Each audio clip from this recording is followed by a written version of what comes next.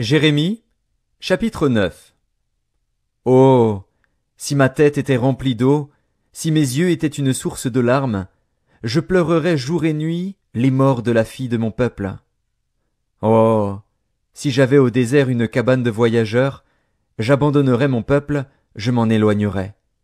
Car ce sont tous des adultères. C'est une troupe de perfides. Ils ont la langue tendue comme un arc et lancent le mensonge.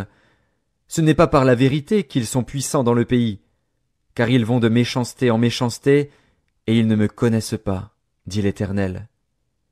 Que chacun se tienne en garde contre son ami, et qu'on ne se fie à aucun de ses frères, car tout frère cherche à tromper, et tout ami répand des calomnies. Ils se jouent les uns des autres, et ne disent point la vérité. Ils exercent leur langue à mentir, ils s'étudient à faire le mal. Ta demeure est au sein de la fausseté. C'est par fausseté qu'ils refusent de me connaître, dit l'Éternel. C'est pourquoi ainsi parle l'Éternel des armées. Voici je les sonderai, je les éprouverai. Car comment agir à l'égard de la fille de mon peuple? Leur langue est un trait meurtrier. Ils ne disent que des mensonges. De la bouche, ils parlent de paix à leur prochain, et au fond du cœur, ils lui dressent des pièges. Ne les châtierai-je pas pour ces choses-là? Dit l'Éternel. Ne me vengerai-je pas d'une pareille nation? Sur les montagnes je veux pleurer et gémir, sur les plaines du désert je prononce une complainte. Car elles sont brûlées, personne n'y passe, on n'y entend plus la voix des troupeaux.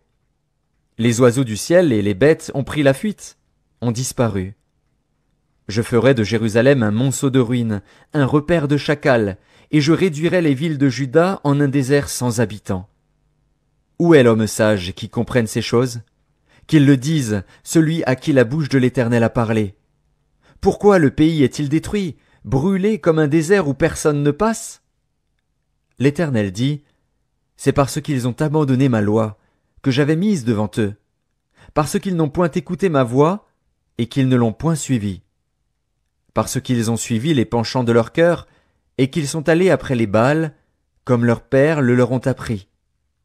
C'est pourquoi ainsi parle l'Éternel des armées, le Dieu d'Israël. Voici, je vais nourrir ce peuple d'absinthe, et je lui ferai boire des eaux empoisonnées. Je les disperserai parmi des nations que n'ont connues ni eux ni leurs pères, et j'enverrai derrière eux l'épée, jusqu'à ce que je les ai exterminés. Ainsi parle l'Éternel des armées. Cherchez, appelez les pleureuses, et qu'elles viennent. Envoyez vers les femmes habiles, et qu'elles viennent. Qu'elles se hâtent de dire sur nous une complainte, et que les larmes tombent de nos yeux, que l'eau coule de nos paupières. Car des cris lamentables se font entendre de Sion. Eh quoi? Nous sommes détruits, nous sommes couverts de honte. Il nous faut abandonner le pays. On a renversé nos demeures. Femmes, écoutez la parole de l'Éternel, et que votre oreille saisisse ce que dit sa bouche. Apprenez à vos filles des chants lugubres, enseignez-vous des complaintes les unes aux autres. Car la mort est montée par nos fenêtres, elle a pénétré dans nos palais. Elle extermine les enfants dans la rue, les jeunes gens sur les places. Dis, ainsi parle l'Éternel, les cadavres des hommes tomberont comme du fumier sur les champs, comme tombe derrière le moissonneur une gerbe que personne ne ramasse. Ainsi parle l'Éternel, que le sage ne se glorifie pas de sa sagesse, que le fort ne se glorifie pas de sa force, que le riche ne se glorifie pas de sa richesse. Mais que celui qui veut se glorifie d'avoir de l'intelligence et de me connaître, de savoir que je suis l'Éternel, qui exerce la bonté, le droit et la justice sur la terre. Car c'est à cela que je prends plaisir, dit l'Éternel.